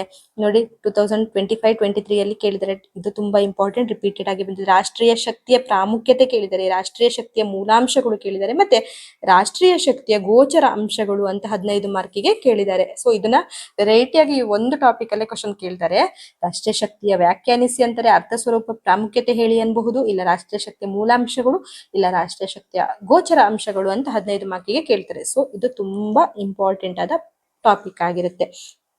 ಇನ್ನು ಸೇಮ್ ರಾಷ್ಟ್ರೀಯ ಶಕ್ತಿಯ ಅಗೋಚರ ಮೂಲಾಂಶಗಳು, ರಾಷ್ಟ್ರೀಯ ಶಕ್ತಿಯ ಮಿತಿಗಳು, ಇದು ತುಂಬಾ ಬಾರಿ ರಿಪೀಟೆಡ್ ಆಗಿ 2023ರಲ್ಲಿ ಕೂಡ 15 ಮಾರ್ಕ್ಸ್ಗೆ ಕೇಳಿದ್ದಾರೆ. ರಿಪೀಟೆಡ್ ಆಗಿ ಬಂದಿದೆ ಸ್ನೇಹಿತರೆ. 2022 ಅಲ್ಲಿ ಕೂಡ ಬಂದಿದೆ. ಇದು ತುಂಬಾ ಇಂಪಾರ್ಟೆಂಟ್. ಇದು ರಾಷ್ಟ್ರೀಯ ಶಕ್ತಿಯ ಗೋಚರ ಮತ್ತೆ ಅಗೋಚರ ಮೂಲಾಂಶಗಳೇನಿರುತ್ತೆ ಅದೆಲ್ಲ ಓದ್ಕೊಳ್ಳಿ. ಮತ್ತೆ ರಾಷ್ಟ್ರೀಯ ಶಕ್ತಿಯ ಮಿತಿಗಳು 5 ಮಾರ್ಕಿಗೂ ಕೇಳ್ತಾರೆ, 10ಗೂ ಕೇಳಬಹುದು, ಇಲ್ಲ 15 ಮಾರ್ಕ್ಸ್ಗೆ ಕೂಡ ಕೇಳಬಹುದು. ಇನ್ನೊಂದು ವಿದೇಶಾಂಗ ನೀತಿ, ಇದರ ಅರ್ಥ ಸ್ವರೂಪವನ್ನ ಕೇಳಿದ್ದಾರೆ. ಮತ್ತೆ ಆಂತರಿಕ ವಿದೇಶಾಂಗ ನೀತಿಯ ಕುರಿತು ಚರ್ಚಿಸಿ ಅಂತ 10 ಮಾರ್ಕಿಗೆ ಕೇಳಿದ್ದಾರೆ. 2025ರಲ್ಲಿ ವಿದೇಶಾಂಗ ನೀತಿಯ ಅರ್ಥ ಸ್ವರೂಪ ಮಹತ್ವವನ್ನ 15 ಮಾರ್ಕಿಗೆ ಕೇಳಿದ್ದಾರೆ. ಇನ್ನು ವಿದೇಶಾಂಗ ನೀತಿಯನ್ನ ನಿರ್ಧರಿಸುವ ಅಂಶಗಳು ಎಂದು 10 ಮಾರ್ಕಿಗೆ 2023ರಲ್ಲಿ 15 ಮಾರ್ಕ್ಸ್ಗೆ ಕೂಡ ಕೇಳಿದ್ದಾರೆ. ಅಂದ್ರೆ 2023-25 ಅಲ್ಲಿ 10-15 ಮಾರ್ಕ್ಸ್ಗೆ ಕೇಳಿದ್ದಾರೆ. ಸೊ ಇದು ರಿಪೀಟೆಡ್ ಆಗಿ ಬಂದಿರುತ್ತೆ, ವಿದೇಶಾಂಗ ನೀತಿಯನ್ನ ನಿರ್ಧರಿಸುವ ಅಂಶಗಳು ಎನ್ನುವುದು. ಇನ್ನೊಂದು ವಿದೇಶಾಂಗ ಮತ್ತೆ ಆಂತರಿಕ ನೀತಿಯ ಭಿನ್ನತೆಗಳು ಅಥವಾ ವ್ಯತ್ಯಾಸಗಳು ಅಂತ 10 ಮಾರ್ಕಿಗೆ 2023ರಲ್ಲಿ ಕೇಳಿದ್ದಾರೆ. ಈ ಟಾಪಿಕ್ ಅಲ್ಲೇ ಇರುತ್ತೆ ಭಿನ್ನತೆಗಳನ್ನ, ವಿದೇಶಾಂಗ ನೀತಿ ಮತ್ತೆ ಆಂತರಿಕ ನೀತಿಯ ಭಿನ್ನತೆಗಳು ಅಥವಾ ವ್ಯತ್ಯಾಸಗಳು ಎನ್ನುವುದಾಗಿ. ಬ್ಲಾಕ್ 2 ಅಲ್ಲಿ ನೋಡುದಾದ್ರೆ ಇಂಪಾರ್ಟೆಂಟ್ ಚಾಪ್ಟರ್ ಯಾವ್ದಪ್ಪ ಅಂದ್ರೆ ದ್ವಿತೀಯ ಯುದ್ಧ ನಂತರ ಬ್ರಿಟನ್ನಿನ ವಿದೇಶಾಂಗ ನೀತಿಯ ಕುರಿತು 10 ಮತ್ತೆ 15 ಮಾರ್ಕ್ಸ್ಗೆ ಒಂದು ಸಾರಿ ಈ ಕ್ವಶನ್ಸ್ ಅನ್ನ ಕೇಳಿರ್ತಾರೆ. ಇನ್ನು ರಾಯಭಾರದ ತತ್ವ ಎನ್ನುವಂತಹ ಟಾಪಿಕ್ ಬಗ್ಗೆ 2023ರಲ್ಲಿ ರಾಯಭಾರತ್ವ ಅಂತ 2023ರಲ್ಲಿ 15 ಮಾರ್ಕ್ಸ್ಗೆ ಕೇಳಿರ್ತಾರೆ. ಮತ್ತೆ ರಾಯಭಾರದ ಅರ್ಥ ಸ್ವರೂಪ ಮತ್ತೆ ವಿಧಗಳು ಮತ್ತೆ ಕಾರ್ಯಗಳು ಎಂದು 10-15 ಮಾರ್ಕ್ಸ್ಗೆ ಕೂಡ ಕೇಳ್ತಾರೆ. ಮತ್ತೆ ರಾಯಭಾರದ ಸ್ವರೂಪ ಮತ್ತೆ ವಿಧಗಳು ಎಂದು 5 ಮಾರ್ಕಿಗೆ ಕೇಳ್ತಾರೆ. ಸೊ ರಿಪೀಟೆಡ್ ಆಗಿ ಬಂದಿರುತ್ತೆ. 2025 ಅಲ್ಲಿ ಕೂಡ ರೀಸೆಂಟ್ ಆಗಿ ಕೇಳಿದರೆ, 2023 ಕೂಡ ಕೇಳಿದ್ದಾರೆ. ಸೊ ಇದು ತುಂಬಾ ಇಂಪಾರ್ಟೆಂಟ್ ಇದೆ. ಇದು ಬ್ಲಾಕ್ ಅಲ್ಲಿ ಜಾಸ್ತಿ ಪಠ್ಯಭಾಗಗಳು ಇಂಪಾರ್ಟೆಂಟ್ ಇಲ್ಲ, ಇರುವಷ್ಟು ಏನಿದೆ ಅದನ್ನ ಖಂಡಿತ ಓದ್ಕೊಳ್ಳಿ ನೀವು. ಇನ್ನೊಂದು ರಾಯಭಾರಿಗಳ ವಿದೇಶಾಂಗ ನೀತಿ ನಿರ್ವಹಣೆ ಅಂತ ಕೇಳಿದ್ರೆ, ಮತ್ತೆ ವಿದೇಶಾಂಗ ನೀತಿ ನಿರ್ವಹಣೆಯ ಮೇಲೆ ಪ್ರಭಾವ ಬೀರುವ ಅಂಶಗಳು ಎಂದು 15 ಮಾರ್ಕ್ ಕೇಳಿದ್ರೆ, ಅಂದ್ರೆ ವಿದೇಶಾಂಗ ನೀತಿ ನಿರ್ವಹಣೆಯಲ್ಲಿ ಪ್ರಭಾವ ಬೀರುವ ಅಂಶಗಳು ಯಾವುವು ಅಂತ 15 ಮಾರ್ಕ್ಸ್ಗೆ ಕೇಳಿದ್ದಾರೆ. ಇದನ್ನ ಓದ್ಕೋಬೇಕಾಗತ್ತೆ. ಇನ್ನು ರಾಯಭಾರಿಗಳ ಸೌಲಭ್ಯ ಮತ್ತೆ ವಿನಾಯಿತಿ ಪಟ್ಟಿ ಮಾಡಿ ಅಂತ 5 ಮಾರ್ಕಿಗೆ ಕೇಳಿದ್ದಾರೆ. ರಾಯಭಾರಿಗಳ ಸೌಲಭ್ಯ ಮತ್ತೆ ಈ ಚಾಪ್ಟರ್ ಗಳಲ್ಲಿ ಓದುವಾಗಲೇ ನಿಮ್ಗೆ ಸಿಗುತ್ತೆ ಅದು. ರಾಯಭಾರಿಗಳ ಸೌಲಭ್ಯ ಮತ್ತೆ ವಿನಾಯಿತಿಯನ್ನ ಪಟ್ಟಿ ಮಾಡಿ. ಇನ್ನೊಂದು ಭಾರತ ಚುನಾವಣಾ ಆಯೋಗ, ಇದು ಆಲ್ರೆಡಿ ನಾನು ಹೇಳಿದ್ದೀನಿ, ಸಾರಿ. ಇಷ್ಟು ಬ್ಲಾಕ್ 2 ಅಲ್ಲಿ ಇದಿಷ್ಟು ಭಾಗಗಳನ್ನ ಇಷ್ಟನ್ನ ನೀವು ಓದ್ಕೊಳ್ಳಿ ಸ್ನೇಹಿತರೆ. ಇನ್ನು ಬ್ಲಾಕ್ 3 ಅಲ್ಲಿ ನೋಡೋದಾದ್ರೆ ಈ ಬ್ಲಾಕ್ ಕೂಡ ತುಂಬಾ ಇಂಪಾರ್ಟೆಂಟ್ ಇದೆ. ಜಾಸ್ತಿ ಕನ್ಫ್ಯೂಸ್ ಆಗಬೇಡಿ. ಇದರಲ್ಲಿ ನಾನು ಏನು 15 ಮಾರ್ಕ್ಸ್ಗೆ ಹೇಳಿದ್ದೀನಲ್ಲ ಅದನ್ನೆಲ್ಲ ಒಂದು ನೀವು ನೋಟ್ ಮಾಡ್ಕೊಂಡು ಅದರಲ್ಲಿ ಕೂಡ ಜಾಸ್ತಿ ರಿಪೀಟೆಡ್ ಅಂತ ಹೇಳಿರೋದನ್ನಷ್ಟನ್ನೇ ನೀವು ಓದ್ಕೊಳ್ಳಿ. ನಿಮ್ಗೆ ತುಂಬಾ ಸ್ಟ್ರೆಸ್ ಆಗುವವರಿಗೆ, ಸಮಯ ಇಲ್ಲ ನನ್ಗೆ ಓದ್ಕೊಳ್ಳೋಕೆ ಕಷ್ಟ ಅನ್ನುವವರೆಲ್ಲ ಆ ತರ ಪ್ಲಾನ್ ಮಾಡ್ಕೊಂಡು ನೀವು ಓದ್ಕೊಳ್ಳಿ. ಆದ್ರೆ ನಾನು 2022ರಿಂದ 2025 ತನಕ ಎಲ್ಲ ಕ್ವಶನ್ಸ್ ಪೇಪರ್ ಗಳನ್ನ ನಾನು ರಿಪೀಟೆಡ್ ಆಗಿ 15 ಮಾರ್ಕ್ಸ್ಗೆ ಅಂದ್ರೆ ಮಿನಿಮಮ್ ಒಂದು 4 ಕ್ವಶನ್ಸ್ ಆದ್ರೂ ಕೇಳ್ತಾರೆ ಒಂದು ವರ್ಷದಲ್ಲಿ. ಆ 4 ಕ್ವಶನ್ ಗಳನ್ನು ಪಟ್ಟಿ ಮಾಡಿ ಹಾಕುವಾಗ ನಿಮ್ಗೆ ಎಲ್ಲ ಇಂಪಾರ್ಟೆನ್ಸ್ ಆಗಿ ಇಲ್ಲಿ ಕಾಣುತ್ತೆ. ಸೊ ಇದಿಷ್ಟನ್ನ ನೀವು ಫಿಲ್ಟರ್ ಮಾಡಿ ನಿಮ್ಗೆ ಈಸಿ ಆಗಿರುವಂತಹದನ್ನ ಜಾಸ್ತಿ ಓಕೆ ಓದ್ಬೋದು, ಅರ್ಥ ಆಗತ್ತೆ ಅನ್ನುವಂಥದ್ದನ್ನ ಫಿಲ್ಟರ್ ಮಾಡ್ಕೊಂಡು ಓದ್ಕೊಳ್ಳಿ ಸ್ನೇಹಿತರೆ. ಜಾಸ್ತಿ ಸ್ಟ್ರೆಸ್ ತಗೊಳ್ಬೇಡಿ, ಪಾಸ್ ಆಗ್ಲಿಕ್ಕೆ ಏನು ಕಷ್ಟ ಆಗಲ್ಲ ಇದು. ಯಾಕಂದ್ರೆ ಒಂದೊಂದು ಎಕ್ಸಾಮ್ ಬಗ್ಗೆ ಒಂದೊಂದಿನ ಕ್ಲಾಸ್ ಎಕ್ಸಾಮ್ ಬುಕ್ ಬಗ್ಗೆ ಎಕ್ಸಾಮ್ ಇರೋದ್ರಿಂದ ನಿಮ್ಗೆ ಈಸಿಯಾಗಿ ಪಾಸ್ ಆಗ್ಲಿಕ್ಕೆ ಸಹಾಯ ಆಗುತ್ತೆ. ಇನ್ನು ಮೈತ್ರಿಕೂಟಗಳ ಉದ್ದೇಶಗಳು ಅಂತ 5 ಮಾರ್ಕ್ಸ್ಗೆ ಕೇಳಿದ್ದಾರೆ. ಮತ್ತೆ ಬರೀ ಮೈತ್ರಿಕೂಟಗಳು ಅಂತ 5 ಮಾರ್ಕ್ಸ್ಗೆ ಕೇಳಿದ್ದಾರೆ. ಮತ್ತೆ ಮೈತ್ರಿಕೂಟಗಳ ಮಿತಿ ಅನ್ನುವಂಥದ್ದನ್ನ 2025ರಲ್ಲಿ 5 ಕೇಳಿದ್ದಾರೆ. ಮೈತ್ರಿಕೂಟಗಳ ಮಿತಿಯನ್ನ ವಿವರಿಸಿ ಅಂತ ಕೂಡ 15 ಮಾರ್ಕ್ಗೆ ಕೇಳಿದ್ದಾರೆ. ಮತ್ತೆ ಯುದ್ಧ ಕಾಲದ ಮೈತ್ರಿಕೂಟಗಳು ಎಂದು 2023ಯಲ್ಲಿ 15 ಮಾರ್ಕ್ಸ್ ಕೇಳಿದ್ದಾರೆ. ಸೊ ಈ ಚಾಪ್ಟರ್ ತುಂಬಾ ಇಂಪಾರ್ಟೆಂಟ್ ಇದೆ. ಇನ್ನು ಯುದ್ಧದ ಅರ್ಥ, ಸ್ವರೂಪ, ಬಗೆಗಳನ್ನ 15 ಮಾರ್ಕಿಗೆ 10 ಮಾರ್ಕಿಗೆ ರಿಪೀಟೆಡ್ ಆಗಿ ಕೇಳಿದ್ದಾರೆ. ಇನ್ನು ಶಕ್ತಿ ಸಮತೋಲನದ ಪ್ರಾಮುಖ್ಯತೆ ಅಂತ 15 ಮಾರ್ಕ್ಸ್ಗೆ, ಶಕ್ತಿ ಸಮತೋಲನದ ಗುಣಾವಗುಣಗಳು ಎಂದು 25ರಲ್ಲಿ ಮತ್ತೆ 2023ರಲ್ಲಿ ಕೂಡ ಕೇಳಿರ್ತಾರೆ. ಸೊ ಈ ಏನ್ ಚಾಪ್ಟರ್ ಇದೆ ಘಟಕ 16ರಲ್ಲಿ ಶಕ್ತಿ ಸಮತೋಲನದ ಇದೆಲ್ಲವನ್ನ ಕೂಡ ಓದ್ಕೊಳ್ಳಿ, ರಿಪೀಟೆಡ್ ಆಗಿ ಬಂದಿರುತ್ತೆ. ಇನ್ನು ಸಾಮೂಹಿಕ ಭದ್ರತೆಯ ತತ್ವ ಎಂದು 5 ಮಾರ್ಕಿಗೆ ಕೇಳಿದ್ದಾರೆ.